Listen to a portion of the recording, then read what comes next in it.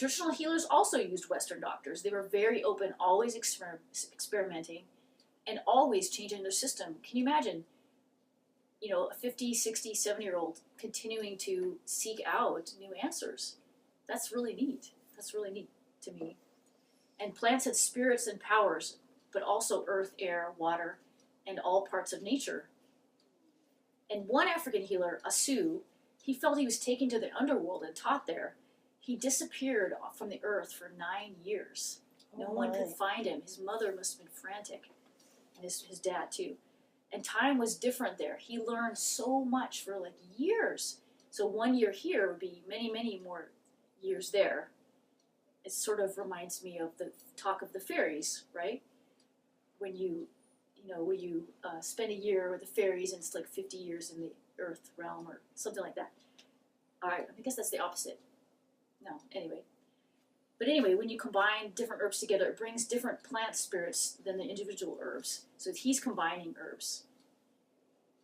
So in the shamanistic worldview, time is not linear. It's not this and then that, and then I'll go have lunch, and then I'll do this.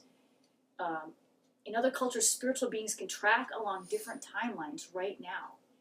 And Eliot gave the story of, there was one Native American tribe, they were being moved to a reservation, and they were given a choice of several choices.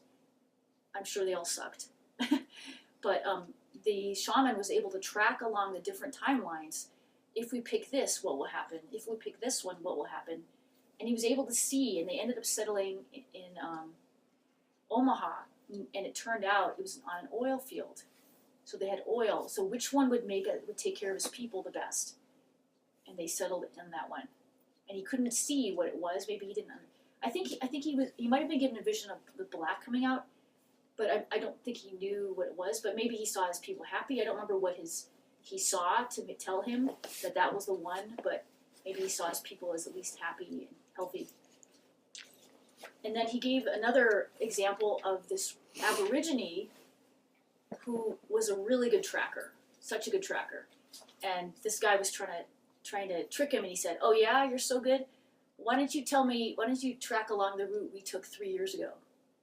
All physical signs are gone. The plants aren't broken anymore where you passed by them. There's no footprints. Everything's been washed away." Well, he tracked along the time, and he knew he could see them. And the guy said, "Wow, that was really incredible. How did you do that?" Because the guy was running. He wasn't like doing this, walking. He was running along their path.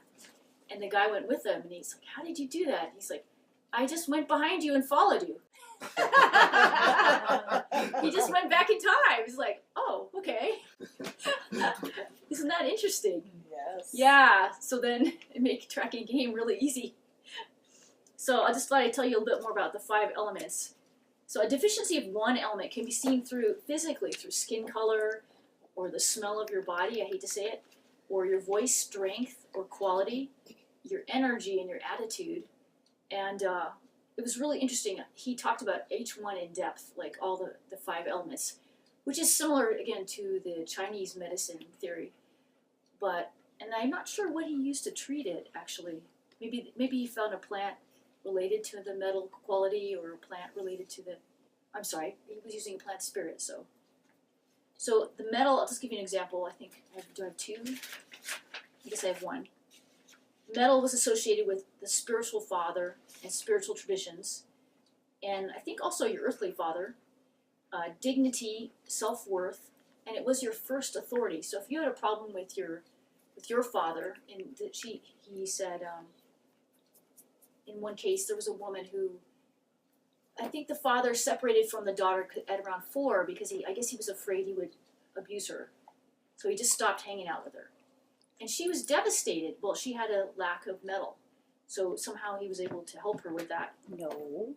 And metal's also involved with respect for us and later respect for others. And fathers see our essence and encourage it to grow. And a lack equals you seeking the spiritual father. So he gave an example that people in this group might seek a cult or a religion to fulfill that. Anyway. And then what was also interesting, he said, grief is the key to manhood. It tempers strength with kindness. So I feel like in he was talking about how we have a lack of ceremony in the U.S. We don't celebrate when girls get their first period. We don't celebrate when young men become men. There's no ceremony. Why isn't there a ceremony? It used to be that elders would tell you around 12 or 14 what you should be doing for your people, or tell you what job you'd be in, or I mean, we don't have hardly any, and we don't have any ceremony for. We do we have I guess we have ceremonies for birth of a child. We have a baby shower. Well, and it can be cultural as well. It totally can, but a lot of times you're right, like the Spanish tradition have quinceañera, and I guess the Jewish tradition has the bar mitzvah and the bat mitzvah. But a lot of, I would say, the European Americans, I guess we just don't have those traditions, and I think we have a lack from it.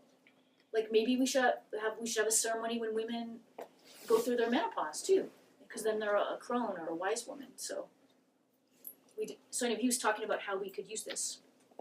So back to the metal element. Sorry, I digressed. Physically, it's associated with lungs and colon, and that's probably from Chinese medicine. It's seen as a white complexion on a person.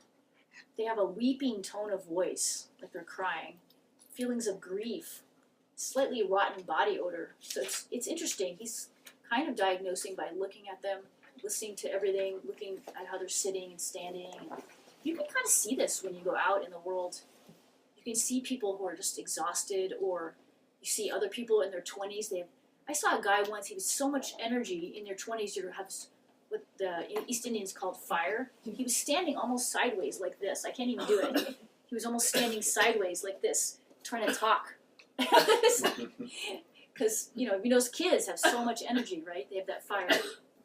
Okay. I'm sorry.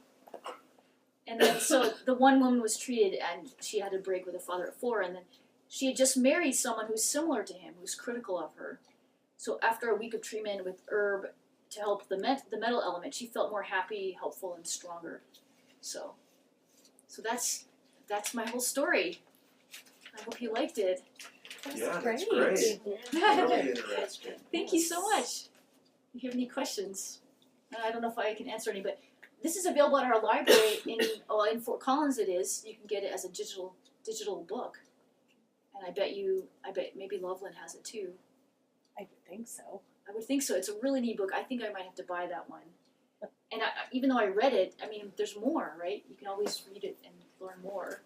You could read it again. I'm sure you'd forget. I'm saying.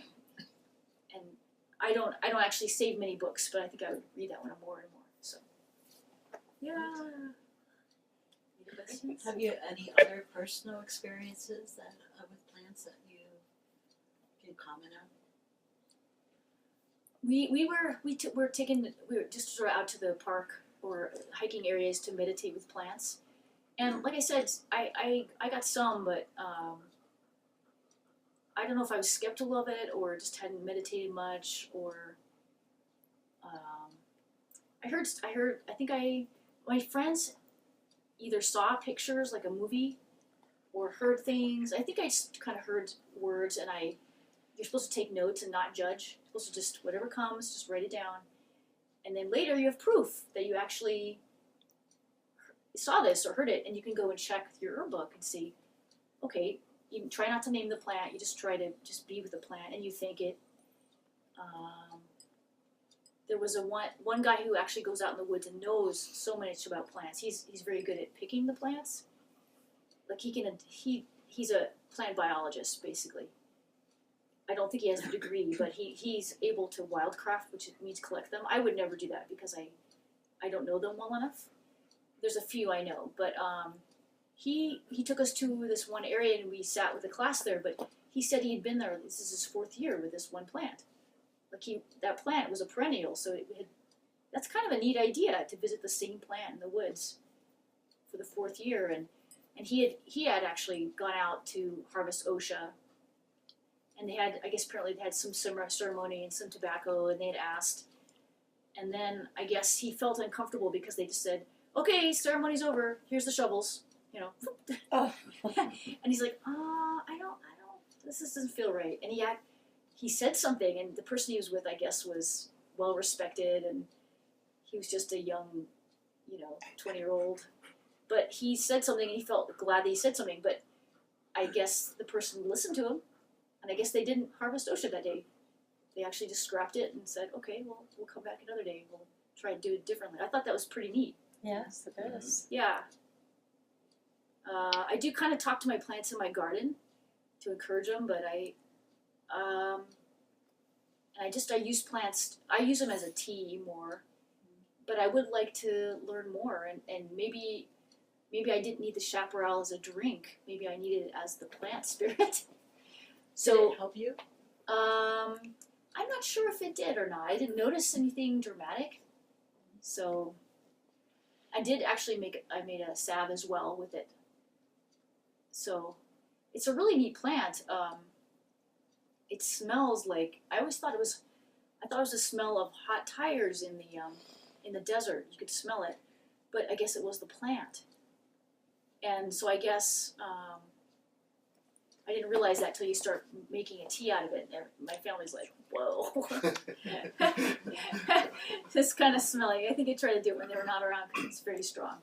But I tried to make a salve to use it externally. I thought, well, maybe that's a little safer, So, but I don't have enough experience with the plant spirits. I'm hoping to learn more. This guy, Eliot Cowen, he has a center called the Blue Deer Center. It's somewhere back east. I don't remember exactly where. And it's a rural place. It's for you to get back into touch with nature. He can either teach you over several days, like 3 to 5 days, or he's actually trained so many people that I just found out there's some of his healers, his students, are somewhere in the southwest of Colorado. So I might go talk to them and see if they can help me with my own issues.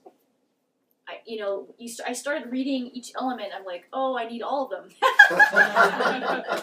I need someone else to diagnose me. It's like, I say inciting someone else to look at my skin color or whatever. And yeah, I thought that was funny. But You had mentioned that you tried to get an image from like harvested plants, the dry. I guess it was in a bottle from a store. from a pill, right? yeah, it was from a pill. And you weren't able to get much of an image from it, huh? No, I was trying to just talk with it, and it was just like a whisper, I like a see. mumble. I'm like, what? But you found it easy with a live plant or a wild I harvest at least got like at least 2 or 3 words. Oh, I would say. nice. But if you sat there longer Mhm. and maybe probably with more patience, Mhm. I bet you could do a lot more. Yeah. And very, like I said, all these shamans, they all said the plant told me. And Eliot just decided, he did study with the shamans in Huichol, but most of his study was just sitting with plants. You just go in the woods, you sit with something, or Mhm. it makes sense, right? Yeah. It totally makes sense. And one of the shamans he interviewed said he spent a lot of time meditating. After a while, after about 6 years of that, he knew something was different because he started having deer come up to him. And deer are really skittish. Mhm. And he didn't say if he had changed to a vegetarian diet or whatever. And then he was also meditating, and there was a bear around. He didn't seem to concern him. He was a Native American. He was okay with it, Yeah, he wasn't afraid of the bear or anything. Right. And actually, the bear is actually associated with medicine in some Native American traditions. You've seen maybe a bear image with an arrow going from the mouth to the heart. I'm sure maybe you've seen that image. Anyway, other animals are related to medicine too, but